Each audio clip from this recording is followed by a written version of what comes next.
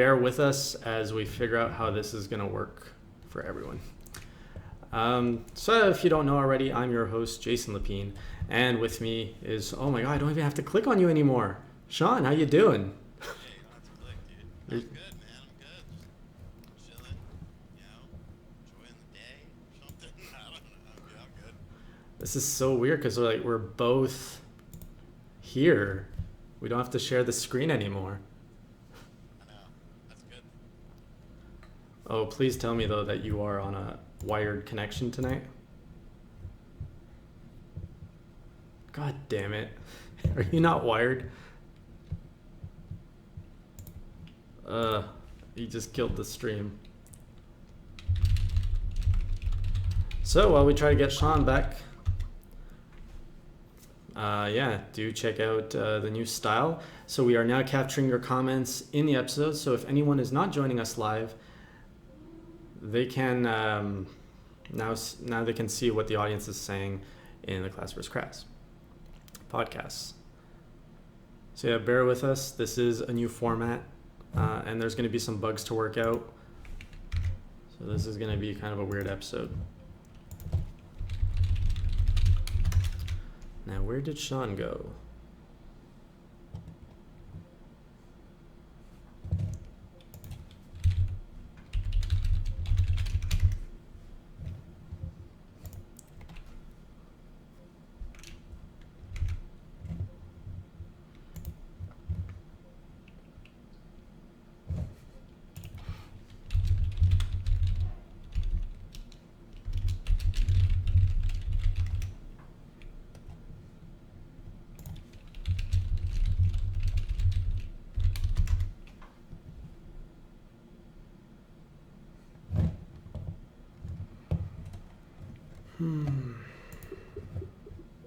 Let's try calling him again.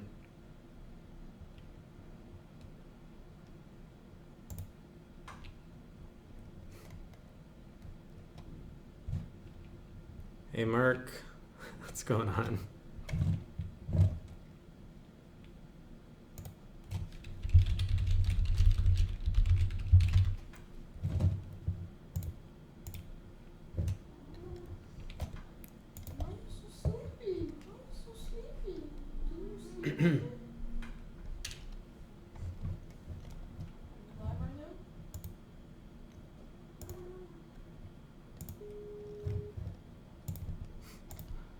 Welcome back. What happened to you? I don't know, dude. I'm on wired internet, so I don't really understand why that just happened. But yeah, I'm back. Hey, what's up? Make sure any video that you're playing, like if you are watching the stream as well, that it is on the lowest resolution. So like if your YouTube windows are open, put those on the... Okay. All right. 440p it is. Yes. Alright, cool. Okay, so people were saying that they weren't hearing you, so let's just make sure that they are hearing you. Hello.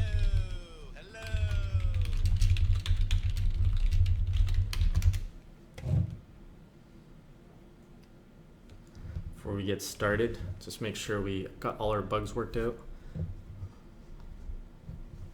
There's a little bit of a lag on this stream, so... They can't hear me. They still can't hear you? No. Why can't they hear you? Oh, it's being played through my computer. I can hear you, but it's not going through here. That would be a problem. I didn't think about sound for you. That was a problem that we didn't troubleshoot. Damn it. Unless I can add in... See, that's what you try to get when you rush things into an episode like this. We were down to the wire, and we were trying to get this going. So I do have an alternative, which is kind of a rudimentary way. You guys can probably hear Shawn now. Shawn, talk. Hello. Is that better for you guys? Or is it kind of echoey? What up, Steve? So I'm playing you through the speaker to the microphone, which is not the best way. Can barely hear. Downloading freakout mode. Don't worry, guys. We can always go back to the old way if it's not working. What are we doing? This is a new subscriber. Oh shit. So yeah. Well. Okay. While we're gonna figure this out in a bit. They're saying they can hear me now. Awesome. All right. We MacGyvered this to work. So for anyone who's joining us for the first time, I'm sorry because this is a really rough start. But every week, Shawn and I get together and we talk about some Nintendo news. Usually do some what have we been playing, talk about the games we've been playing in the past week. And why is there 2 videos of Shawn here? Let's get that out of there. There used to be 7 of me. We do not need this. All right. Then we talk about, we usually have our top 5s, but because I got this working, we don't have top 5s, but we're going to think of something on the spot. And then we go over the headlines, take some questions from you guys, and yeah, just talk about Nintendo and our opinions about it, your opinions about it, hash it out, talk about what we're excited about, what we're not excited about, just sharing about our passion for Nintendo. Is that right, Shawn? That is correct. Don't yell. So we got 2 ways of doing this. You can either talk Nintendo the way Shawn does, with the no care attitude, or you can kind of refine things in a bit classier of a way. So that's why the show is called Class vs. Crass. Sometimes we do like to give out some goodies on the show. Do we have anything for tonight? I don't. No. You teased something though on Week in Review. That was the contest that we're working on, Dingus. Does it play into the other contest we talked about last week? Sort of, but I don't really remember that contest. All right, so we don't have the details worked out right now, but it has to do with Super Mario Maker. So just build some good levels, keep them on the shelf. You can enter them into a contest soon and win some cool stuff. So let's get started with our usual format. Shawn, what have you been playing? Let's see. I'm playing a lot of Super Mario Maker. I finally picked that up. I've been playing Metal Gear Solid 3 on the 3DS. And pretty much just those 2 games. I played Earwalk, which I did a review on that went up today. And I've been playing Zombie Defense, which is a recently released eShop title that I'll probably write the review for tonight. Zombie Defense? It's a port of a mobile game. It is what it is. It's an average game. Hey, look who snuck into the chat. We have Luke from Xbox Enthusiast who's actually watching tonight. Yay! So if anybody plays some Xbox games, do head over to Xbox Enthusiast. One of our writers is around here. Do make fun of him because he's not a Nintendo fan. All right. I'm surprised you didn't want the game that I've been playing in the past week, which is this little one here, Senran Kagura 2. No, I don't want that nonsense. Deep Crimson. Get it out of here. And this is the Double D edition. Very important to indicate. So there's the back. So I really didn't know what to expect from this game. It was kind of shipped here as a review copy. Not familiar with the Senran Kagura franchise, obviously. Obviously, the front indicates that there's a lot of boob mechanics involved. So what's the Double D edition? I'll get back to the boob mechanics in a bit. Yeah, so there you go. Inside that box, you have the actual game for 3DS, same thing. But you also get the soundtrack. Look at that. You get a little unboxing video on Class vs. Crass. And you get a 2-disc soundtrack collection. When you open it, this is why it's Double D edition. It's actually each disc. You're going to have to see that on the lag, I guess, Shawn. But each disc covers pretty much a breast on a bra picture. That's asinine. Hang on. I'll show you guys the back art. There you go. So you got the Double D edition there. In terms of the game itself, it's as perverted as you would think it is as a game. Gameplay wise, it's a bit too simple for me. Like, the more damage you get, the more naked your girl character gets, and you can pick from like any fetish you want. And there's even room to like dress them how you like and take pictures of them, however you like. But it's really, it's like a fighting game. I guess you're like a ninja. I can't quite get the story. Honestly, I'm not having that much fun with it. Not as much as I thought I would be. But anyway, it's an interesting game to check out. What else have I been playing? Definitely been playing some Super Mario Maker. Did you unlock everything yet? No, God no. No? I just unlocked the Super Mario 3 set tonight. I just got the game Saturday, so. Yeah, so you are at what now? Like the underwater set? Yeah, I think so. I don't know. I haven't turned it on today. Oh. Be sure you do that. I'm just reading the comments here as I scroll. You're actually looking like the classy one tonight. I always am. Maybe, yeah. They just don't realize it. They always mix us up.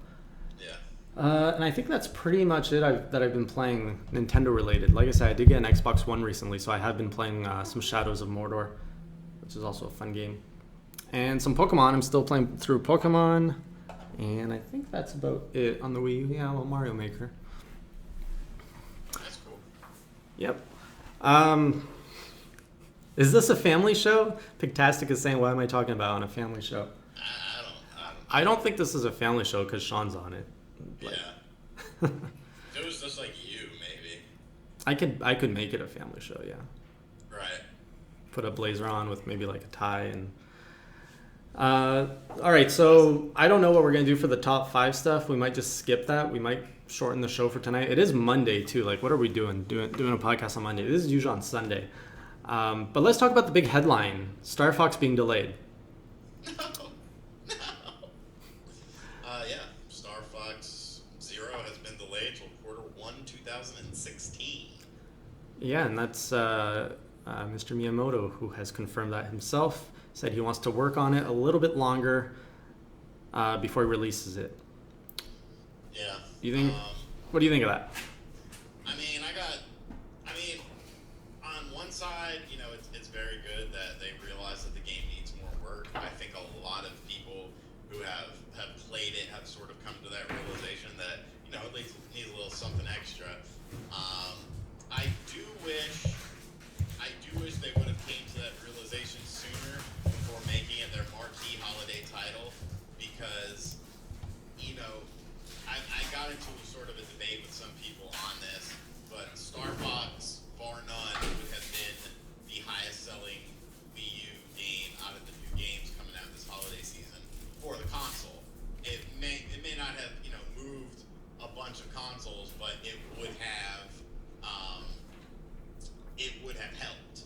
And I think that causes a problem for Nintendo.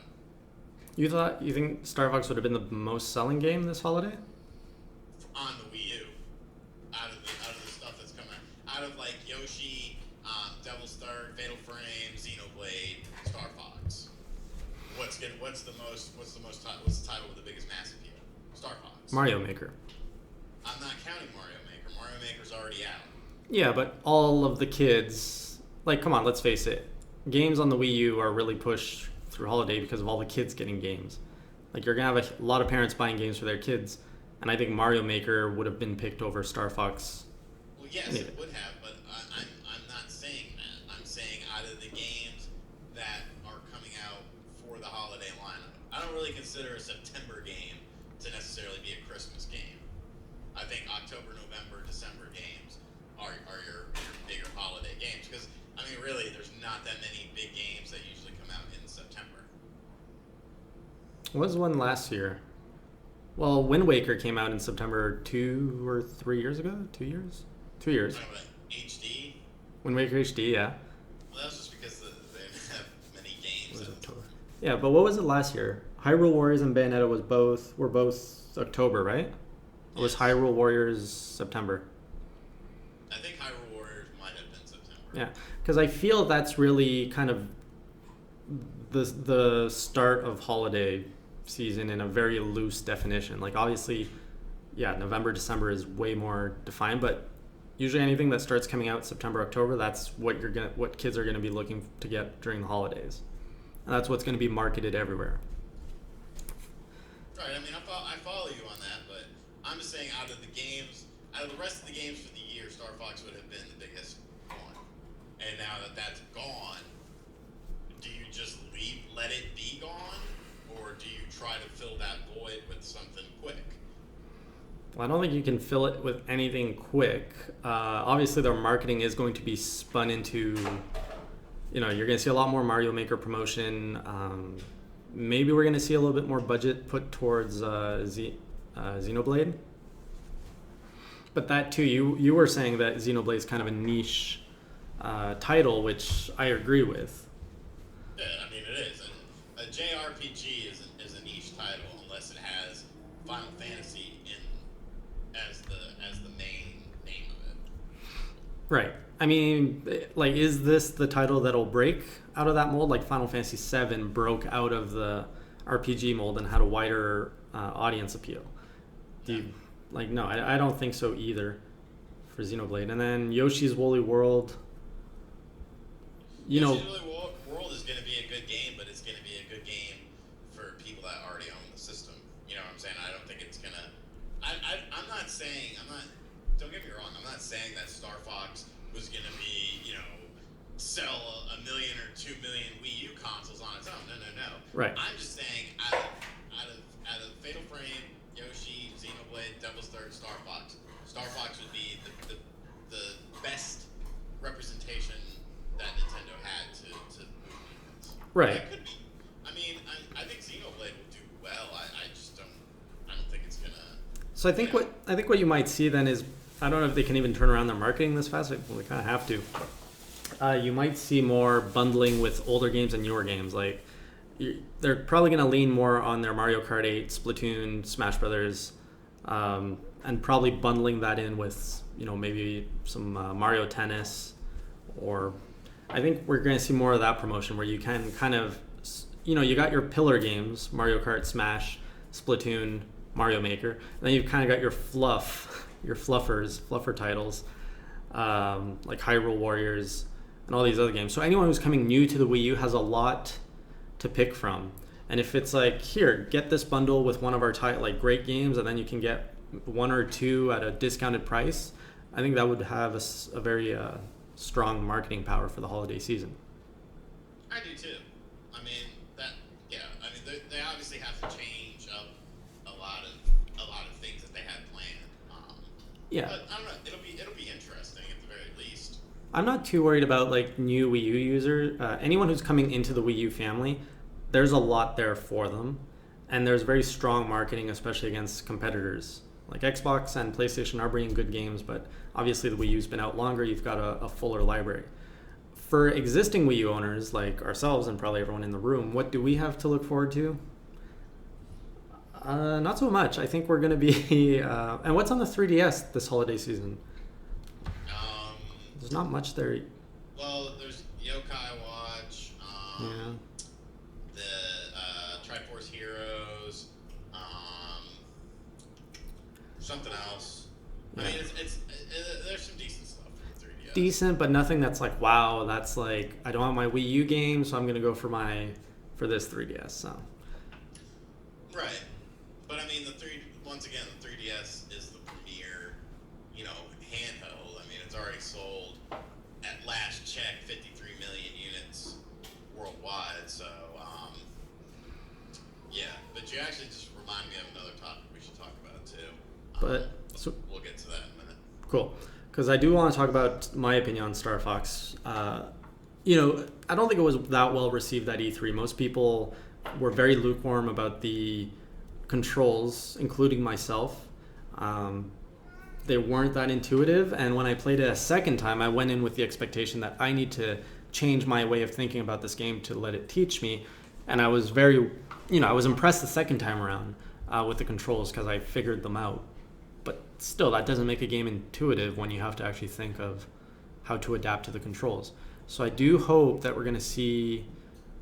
I thought the visuals were fine. I don't think we're going to see much visual improvement. Like, when they're saying polishing, I really hope that they're talking about either a better tutorial level or just something to ease players into the controls, because I think that was the biggest fear of that game.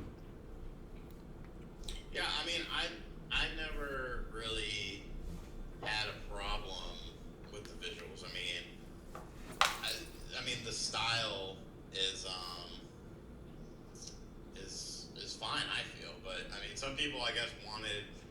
wanted Star Fox to take a leap into a different direction, whereas they kind of went with the standard visual style. Yeah. But it's Star Fox. You know, Star Fox never really strays from the path. Kind of like how, you know, a 3D Mario, you know, Mario still looks pretty much the same. It's not like a Zelda game where they do stray from the path pretty often. Mm-hmm. Now, one thing that is missing from Star Fox Zero is the multiplayer. Like, I feel there's no excuse for that not being there. Yeah, that, and I hope that's one of the things they're addressing. I don't know if they are because it's Nintendo, but I do hope that that's being looked at, and because I mean, yeah, there's really no reason. I mean, you can do a lot with it, so why not do it? Right. And the Nintendo 64 had it. It was great fun. Like, come on. Why remove that feature? So on the so obviously the Star Fox delay brings in a gap in the holiday. A lot of guessing as to what the polishing is going to bring new to Star Fox. And the third thing that it affects is the doomsayers. That the Wii U is dead, and we're going to enjoy Star Fox on our NX. You So know, let's talk about that. I didn't even know that was really a thing until like people started talking about it. Like someone asked me on Week in Review, they were like, "What do you think of people saying Star Fox is going to NX?" I'm like, "What?" And then I thought about it, and I was like, "That's preposterous. Like that's such a stupid notion." Zella? Oh god, you're disconnecting again. And we even tried, we're doing Ethernet connections now. We used to be on wireless, but both Shawn and myself are connected through Ethernet, so it's weird that he's disconnecting. Let's hope he comes back.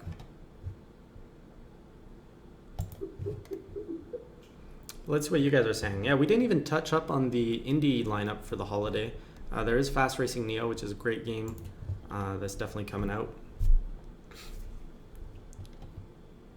And I'm just trying to read up on some comments here.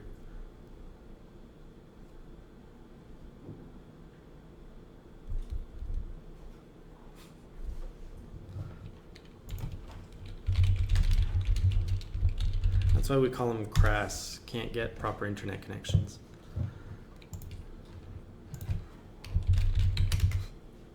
You have to pay him more so he can up his package. But yeah, what do you guys think about the 2015 lineup? Like, what are you guys looking forward to buy this holiday season? Like, Star Fox was my big one for 2015. It's good for me because I'm the kind of guy that would actually play Xenoblade. So the fact that I don't have to, split my time between Xenoblade and Star Fox does mean I'm going to be appreciating Xenoblade a lot more. I'm also picking up Yoshi's Woolly World because that game is just amazing. Like, that's my kind of game, right? It's a platformer. It's inviting. It looks friendly, but we all know, it promises to be difficult and offer lots of challenges. So looking forward to that one. In terms of indies, I'm actually not sure. Yeah, there is Fast Racing Neo, but other than that, I'm not really sure if there's any other big one coming out there for the Wii U anyways. Do let me know if I'm missing any.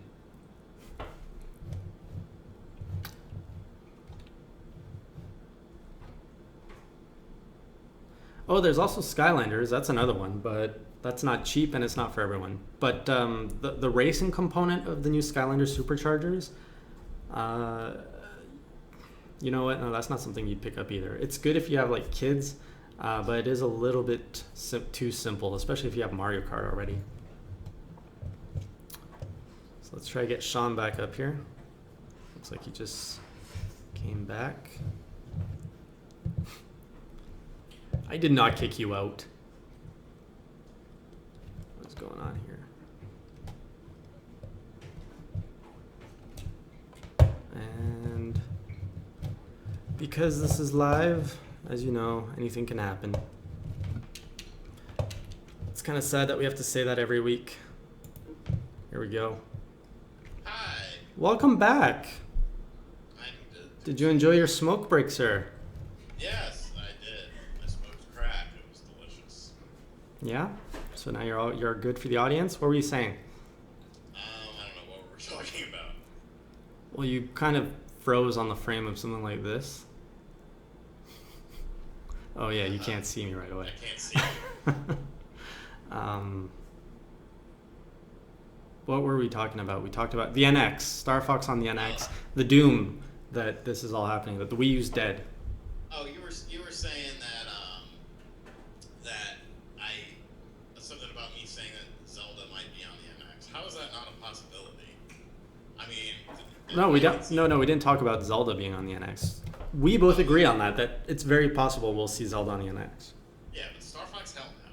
That's just stupid. But does this add to your feeling that the Wii U is probably dead or No. unrelated? Unrelated to me. I mean, I don't see how a game being delayed to Q1 2016 has anything to do with. I mean, it's because of the game. The game needed work. It's not because of the platform the game's coming out on. The game will still sell decent enough, whenever it's released. So it's irrelevant. I mean, they're not connected. Right. But the Wii U, if you look at the whole, I'm just going into another topic here. If you look at the Wii U's lifespan and the whole software development roadmap for it, it's been a rough little while. I think we can agree on that. Yeah, it has.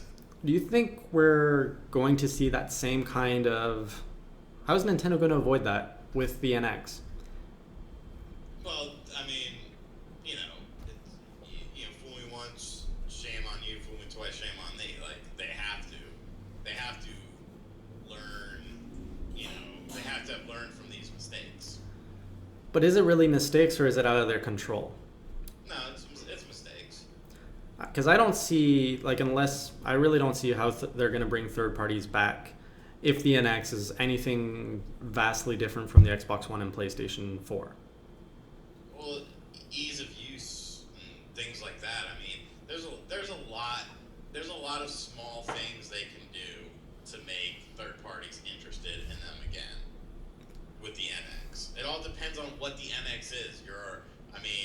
If we're assuming it's just a home console, then who knows? But if we're assuming that it's something bigger, like it looks like it may be, then once again, who knows? So you can't really. I don't think it's that cut and dry right now. Until we know what the system is, I don't think you can really say whether or not third parties will support it.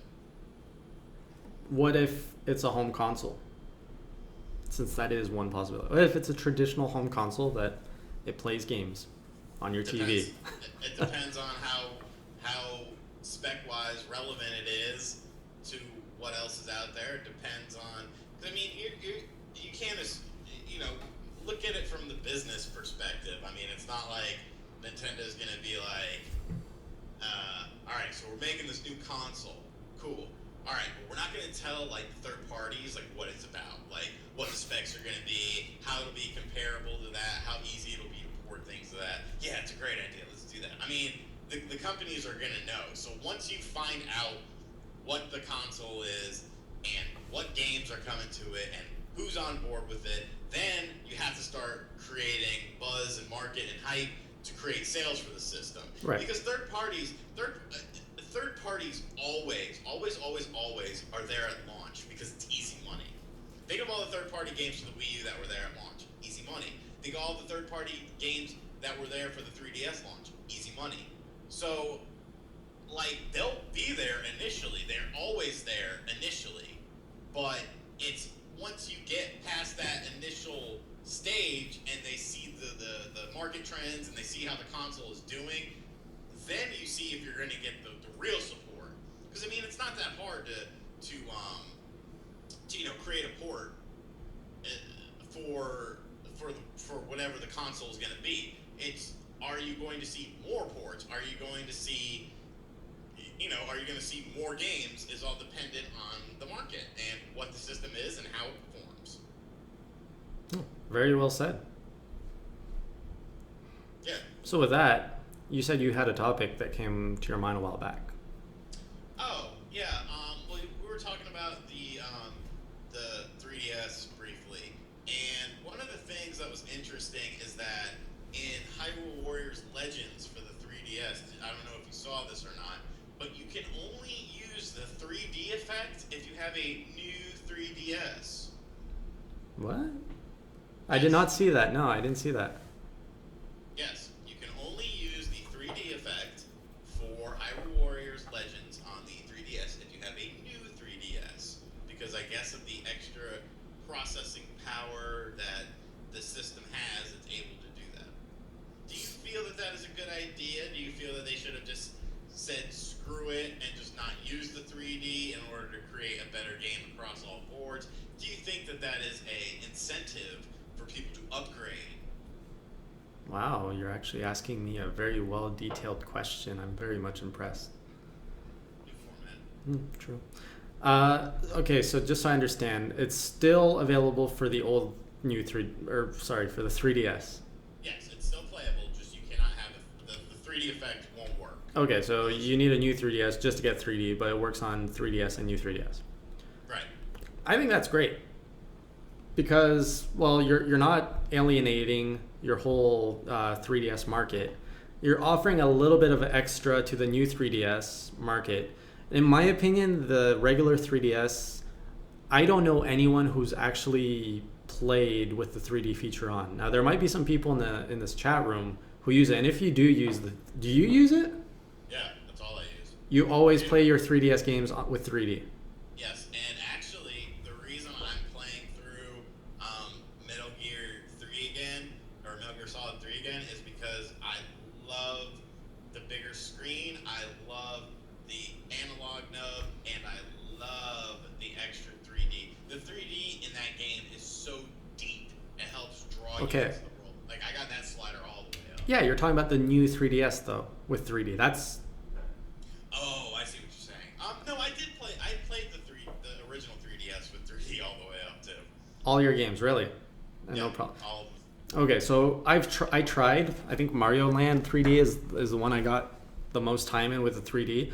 But all the other games, slider was off. It hurt my head. It was blurry. It was shit.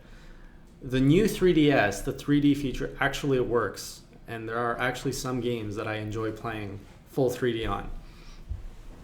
So, if it came down to either dumbing down Hyrule Warriors, I guess they would have had to dumb it down to support 3D on the old model. I prefer this choice of, no, you get a good game on both devices, but if you are an early adopter and you have the newer one, you get that 3D effect on a console, on a handheld, where 3D is actually working properly and is impressive. It doesn't do weird shit. Right. Oh, look at that. So Andreas is saying, that he does use, or they use the 3D on their old 3DS. Yeah, I mean, to me, that was one of the selling points of the system. Like, I wanted the 3D, and I liked it. I mean, it wasn't perfect. It's so much better now than it was, but I mean, it was serviceable. A lot of times you couldn't play with it all the way up because you would get ghosting. But if you turned it just right underneath all the way up, it was okay. But like Metal Gear had a lot of ghosting on the original 3DS. But there's none. There's none on the new 3DS, and it looks so freaking good. But like, are you very stationary when you play with your 3DS? Because I felt that the old one only worked if my elbows were in my legs and I was just like stationary in that position. But I'm usually moving the 3DS around, and that's why the 3D didn't work. I try not to move a lot when I play games, like naturally. That's just how you game. Yeah. Okay. Like unless I'm pissed or something. Yeah. Well, maybe that's why I move more, so it doesn't work for me. Okay. But yeah, there seems to be a lot of people that play 3D in the chat room, which I'm surprised.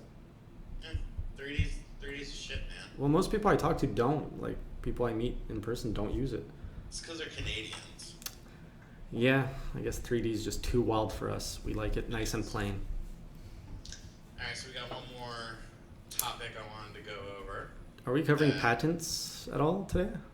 Patents? Are we covering patents at all? Nintendo's new flurry of patents? I mean, we can if you would like to. I don't really... Nothing really caught my attention as that interesting. Just a lot of controller-related stuff. Some stuff like that. Yeah, I saw the one with haptic feedback, but... Yeah, and then something about another button. And, I don't know. The problem with these...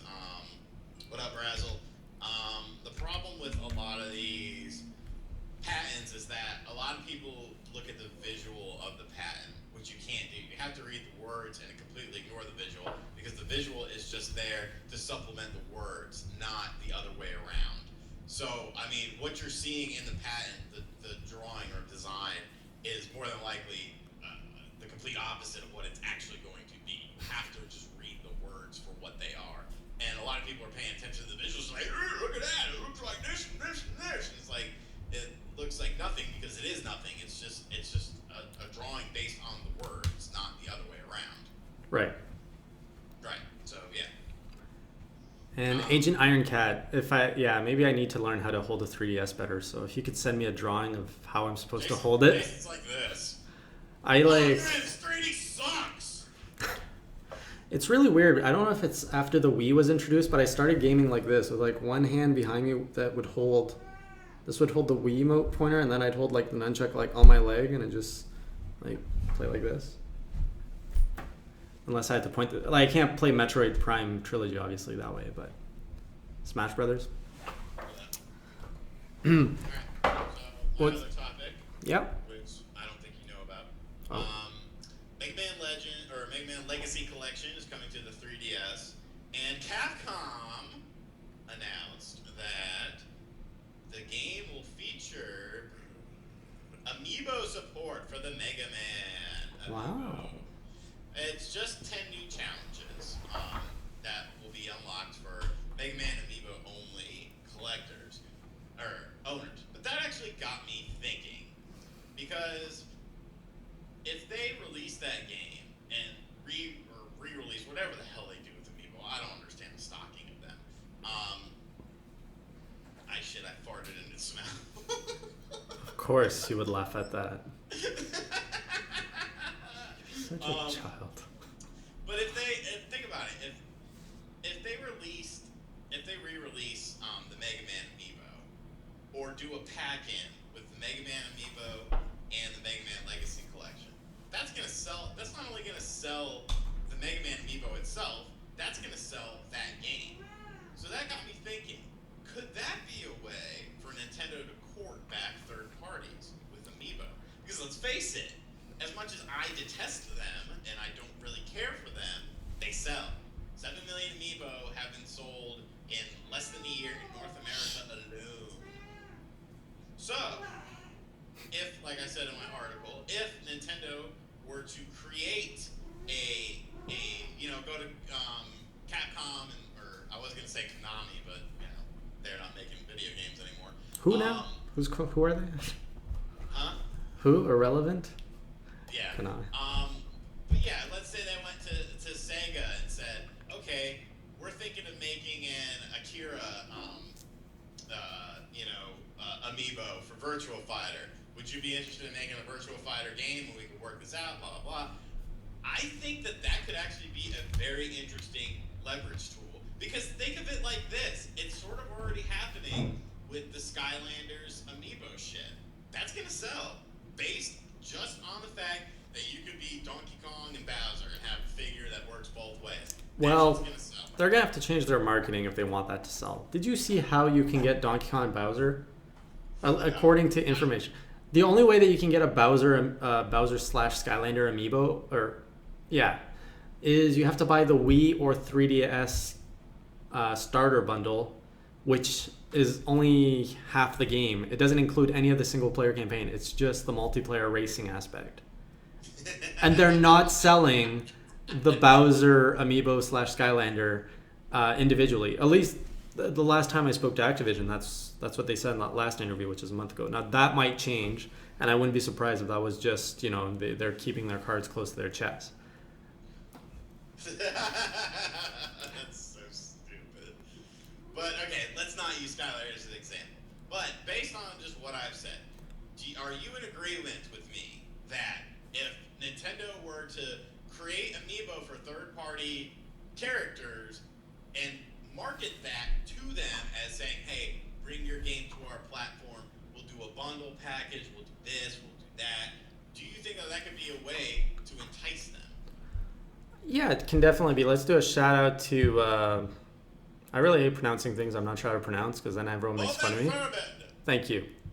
Thank you. That's why I don't say the word, the F word anymore on this show. Figurines. Oh, say it. No. Say it. No. So, oh shit, I gotta say it right now. So the Amiibo thing. Say it. No. Figure. What is an Amiibo? Figure. It's a figure. There you go. Figure. Would it entice? Yes, because I think we saw Nintendo do it. I remember they bundled an Amiibo with a game that wasn't selling well, and everyone, it was Eli. He wrote an article of like, oh, is this like shady business? And then he got a lot of hate for it, as Eli usually does. But I think was it SteamWorld or Steam Codename Steam, not SteamWorld, Codename Steam. Yeah. They bundled. Was it Marth? I think it was Marth. Yeah. My memory is going. I think it's great. The bundling is great. If it's also available individually, it's definitely something that can entice third parties to come. I don't know the details of like, because Yacht Club game made it sound like they're completely responsible for the manufacturing and everything of their Shovel Knight Amiibo. So. Yeah, but I still think he's going to show up in Smash. Yeah, but I'm saying like if the third parties have to pretty much take the risk that their Amiibo will sell as well. Shovel Knight's different though, because Shovel Knight's a game that's already out, that's already sold well. Exactly. They're doing it just to do it. Right. It's not an upcoming game. So I mean, either way, I mean, Nintendo could always say, okay, look, we'll cover 50% of the manufacturing costs or whatever to minimize the risk. But like on one hand, if they're not doing that, then they have to take a risk that A, their game will sell on the Wii U, and B, the people who want the game also want the Amiibo. But is it necessarily a risk? If you're using popular figures, popular, iconic franchises, Solid Snake, or someone from my brain is warped right now. Okay. Let's stick with Solid Snake. I don't think you're going to see a company completely change or make a whole new package because, like, if you look at Metal Gear, they're not going to downgrade that just so they can sell a few million figures. Why? That's money. But how much work is it to make a Wii U version of, let's say, Metal Gear? The new Metal Gear. I'm not saying Wii U. I'm saying NX. Okay, that's different. I'm looking towards the future. I'm looking towards envisioning a world of NX stuff. Okay. Yes, for sure then. Yeah, bring on the Amiibo. Or will the Amiibo craze wear off like you yourself said would be like the trolls of the 1990s? It hasn't though. I made that video in like April or May and it's just getting worse. I mean, the fact is, we like swag. Gamers like swag in general. You have those. Is it pop? Oh Jesus God! Those pop figures. Right. Like, why are those selling? And they've been around. I have no idea. I got a friend. I got a YouTube friend. I'll shout him out. D and Dave. It's these two funny weird dudes. And D is all into these fucking pop figures. Oh, I didn't mean to use the F word there. But like he goes and he just buys so many of them. I'm like, why? He's like, oh, they're cool, they're collectible. I'm like, dude, they're stupid. He's like, no, they're cool, man. They're cool. They're cool, but they're not like $15 cool. People eat those damn things up. They're so popular. I have no interest in them. I told him that on the personal channel, I'm going to make a show where I just smash them. I'm going to buy a bunch real cheap and just smash them with a bat. But, I mean, people get into that sort of stuff. People like to collect things. I mean, I like to collect video games, so, I mean, is it really any different? Right. But, yeah, I mean, I honestly feel that Nintendo could leverage Amiibo for third parties. Yeah, Would they? And that's a different story. Yeah, they can definitely leverage it. Like, will it still be as hot as it is now in 5 years when you've got rooms filled of little figurines that you don't know what to do with anymore? I don't know. Could wear off its style. Now, could they actually put the game into an amiibo? Like, instead of just abandoning discs, putting in a figure. So instead of putting a disc in a. Because everyone who buys.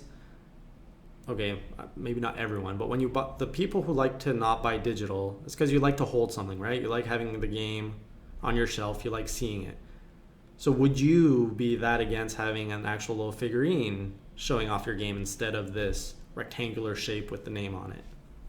I would prefer the rectangle. However, if if it was a game inside of an amiibo versus a digital copy, all day every day I'm buying the amiibo.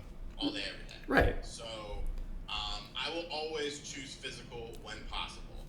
Right. So wouldn't that be? I personally, I would. I also prefer buying physical, but I would buy the figurine over a disc if I had the choice between two physical items because it just looks better on the shelf. No, I would always choose. I think in order for that to work, because I mean realistically, they're both going to be the same price if they're both physical. So I think in order for that to work, you would have to get rid of traditional physical and make the amiibo or whatever the physical, the only physical, and make digital the only digital or whatever. Right. But it opens up more possibilities. Like, what if all, say, the Nintendo first party ones all connected and then, it created some kind of cool scenery? Or Well, if. then, like Adam said, putting several gigs of flash memory in Amiibo would be prohibitively expensive. But at the same time, if you're talking about a first party game for 40 or 50 bucks or 60 bucks inside of an Amiibo, I mean you're paying for the game. I think the cost of creating that wouldn't be much different than retail packaging. Right. Price of memory is always dropping of storage, so it might make sense in a few years from now. Yeah, I don't think it's something that could happen overnight, but Yeah. I mean, So we kind of derailed here. We were talking about Amiibo attracting third parties. it's all sort of relevant. Yeah, I mean, it goes together. Back to the Mega Man, though. So are they bundling? Whoa! Digital trumps physical long term. He's the Xbox guy. Don't talk How to do him. you figure? No, I love you, Luke, but how do you figure that a physical good is less Okay. than a digital good when a digital good is tied into a server or an account that can at any point in time, I guarantee you, my NES games will last longer than your Xbox One games. I guarantee. In theory, it shouldn't, but yeah. They will because digital is fine. Okay, I am somewhat against an all digital age. Well, because you raise a good point about the digital, because didn't Xbox or Microsoft just announce they were closing, what was it, the system on the Xbox 360? I'm not familiar with the Xbox 360 architecture, but they announced that they were closing like the indie portal that lets you play. well, it was like indie games that anyone could make. So it wasn't. Okay, but you can still play the game, right? Yeah, if you have it, you cannot say that it's going to happen to some degree, but it's not going to happen overnight. The digital age is like the virtual reality age. It's not here yet. It won't be here anytime soon. It's 10 years plus. I disagree.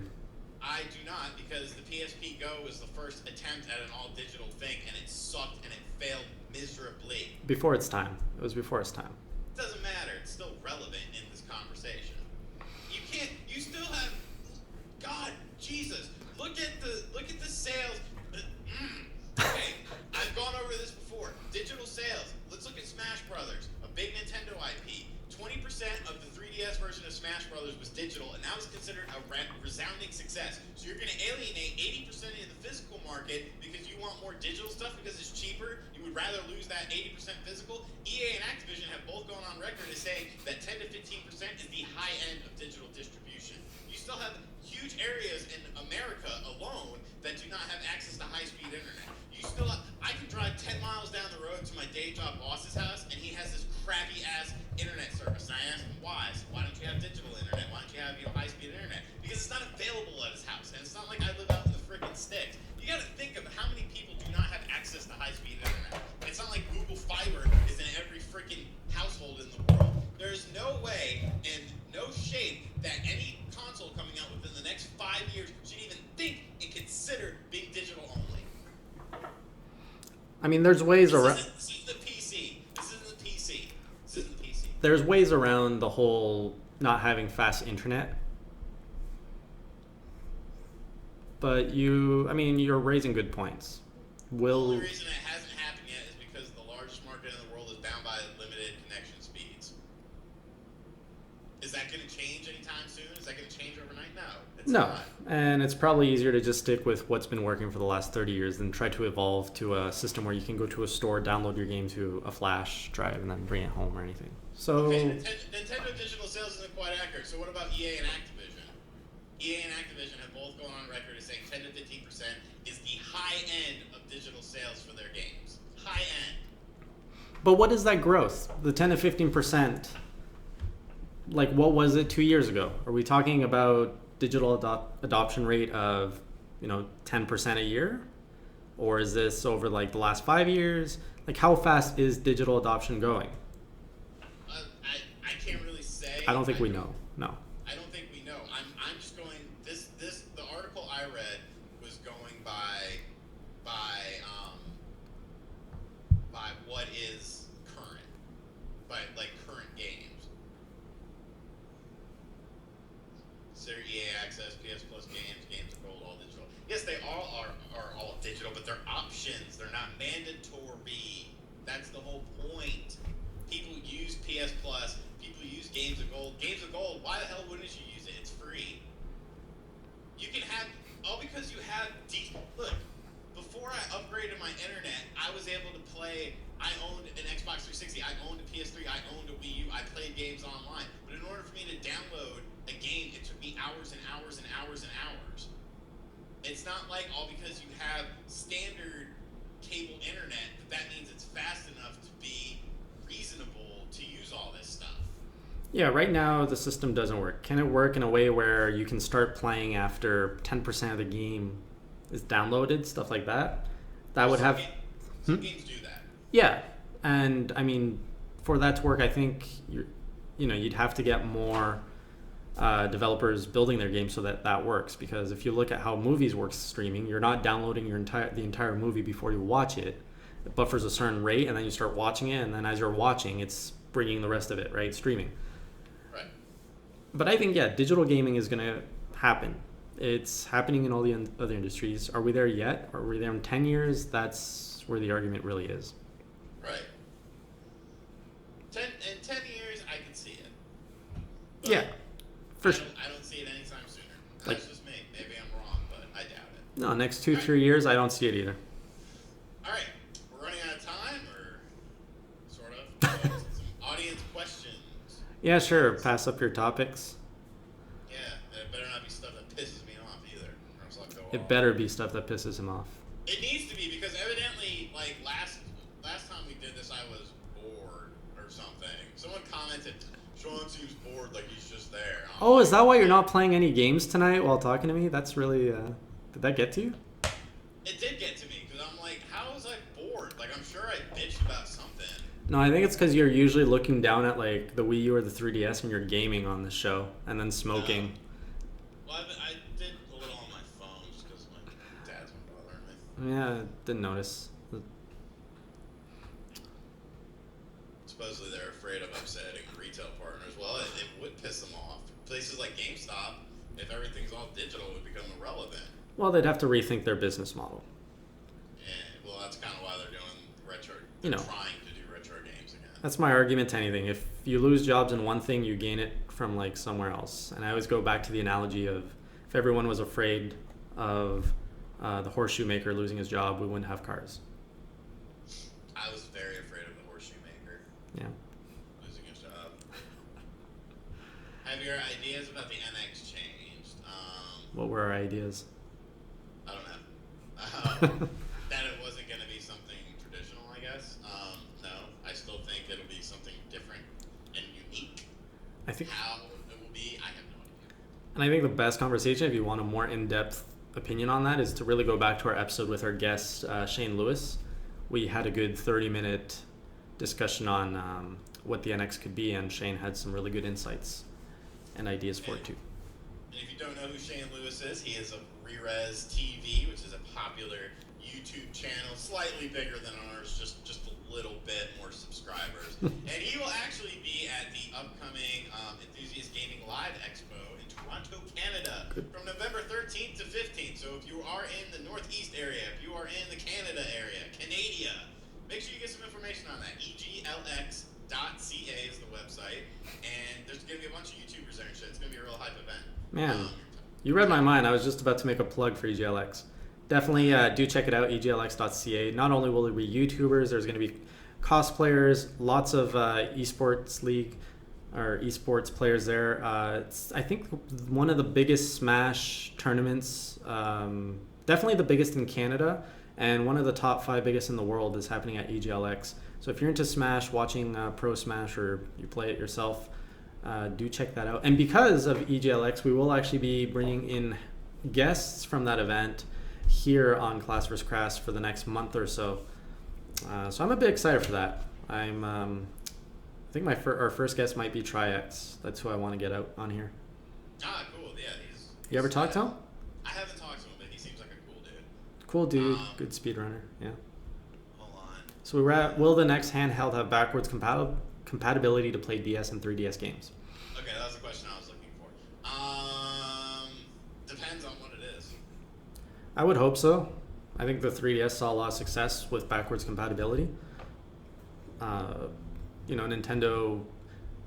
Microsoft is still showing too that, having backwards compatibility is still something gamers want by the cheering that they got at E3 with the 360. Why are you laughing? That pissed me off so much. That made me so mad. It didn't make me mad that they were doing it. It made me mad that everyone was like, yay! And I was like, yay? This should be something standard. Why are we shitting a brick? And everyone in because they took it away from us. They were trying to take backwards compatibility away as a standard. I never lost it because I never bought an Xbox One. I bought it after. At the very least, 3DS. I mean, I would think, if you're gonna have 3DS, it would be probably pretty easy to have, DS as well. It's not like something where with the Wii U for the 3DS you have to go, or the Wii U to go into Wii mode, you have to go into a separate operating system because it's the actual operating system in the console. Whereas the 3DS to DS is not at all. It's literally just a part. It's just there. It's not anything extra. I'm wondering if we're going to see the 3D feature follow. How many generations are they going to support 3D? Are they going to drop it eventually? I don't know. I don't even know if they'll do it the next one.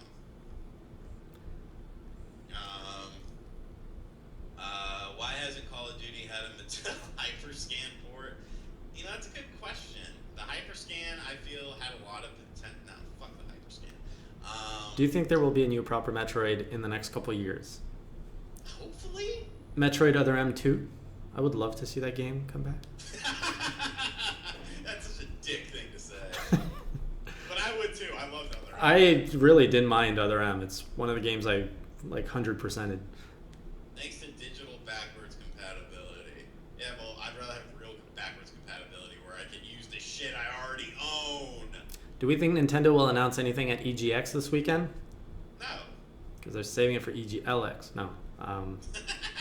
I don't think that we're going to see many announcements now that we're entering the holiday burn, or whatever you want to call it. That's outside of a Nintendo Direct, which I think we'll see pretty soon. And a Nintendo Direct, which, although they did announce Majora's Mask at a Nintendo Direct in November last year. Yep. So, yeah, it's possible. Yeah, they could surprise us. Why do people think not having Star Fox this holiday think it's the end of the Wii U? I mean, the Wii U's kind of been sort of winding down a bit, but we're actually sort of working on a video right now that shows you a lot of the upcoming games of 2016. That's going to be a really cool video. But yeah, I mean, it's all like you could say in the same breath that the Wii U is about to be canned, or you could say, Nintendo's just kind of holding out because you got to remember the little. Every time I have this conversation, I go back to that little stupid graphic. You have a mobile device, you have a 3DS, you have a Wii U, you have a PC, you have the NX. They're all interconnected. So who knows? Yeah. Someone's saying, should NX be backwards compatible with Wii U, and should Nintendo try to make a tablet controller for the next home console NX? And I think Go ahead. that plays into what Shawn just said of the NX could be this all-encompassing cloud system, or that's kind of led by this one piece of hardware. I personally think that it will be compatible with the Wii U, and I also think that the gamepad will be compatible with the NX. I mean, because they could just make. I mean, it's very strange if you think about it, because Nintendo is always updating and refining things. Wii Motion Plus, 3DS, new 3DS, Game Boy Advance SP. So it's very strange to me that they never improved the Wii U gamepad. They never made a smaller one, lighter one, something like that. So I almost think that they're saving that for the NX, because it's really not worth releasing right now, because I mean your market base isn't as big as you wanted it to be.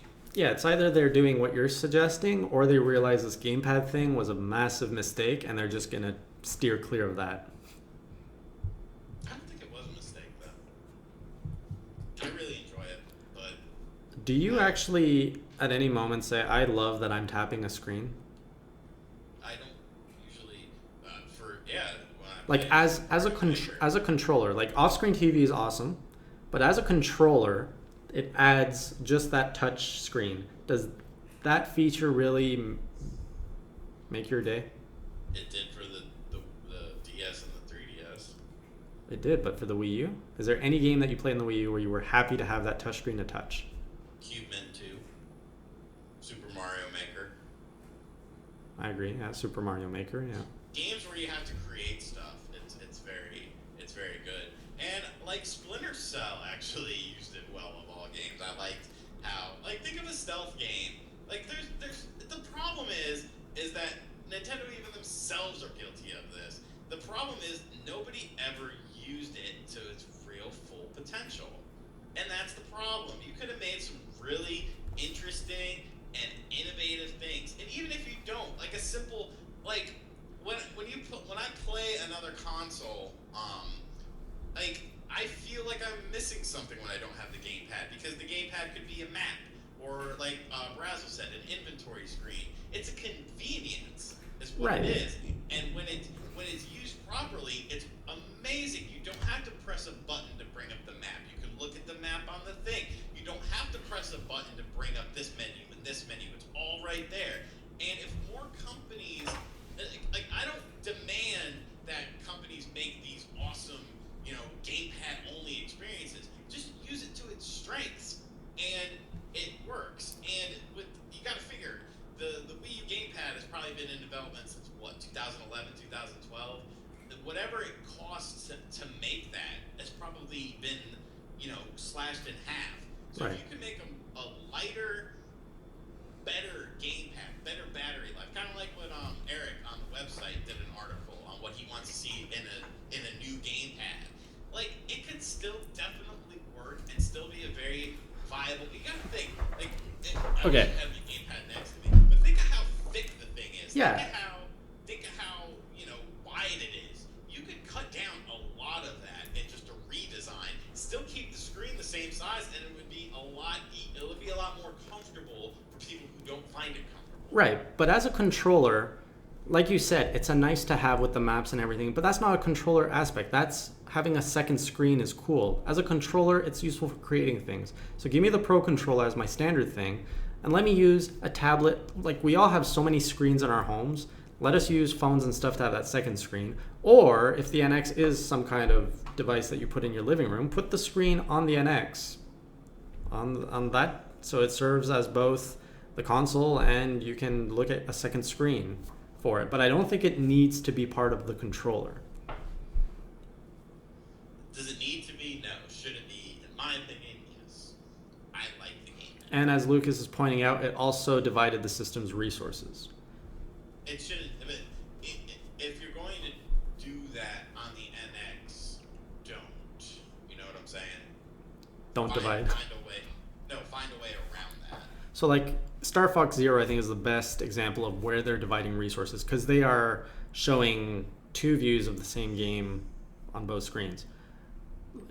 I agree with you. Don't do that. Make the second screen less intense, or make that an exception, not a standard. You see what I'm saying? Because there's tons of games that probably don't need that extra processing power. Games developed by Nintendo themselves, even, that don't need that extra processing power. So have it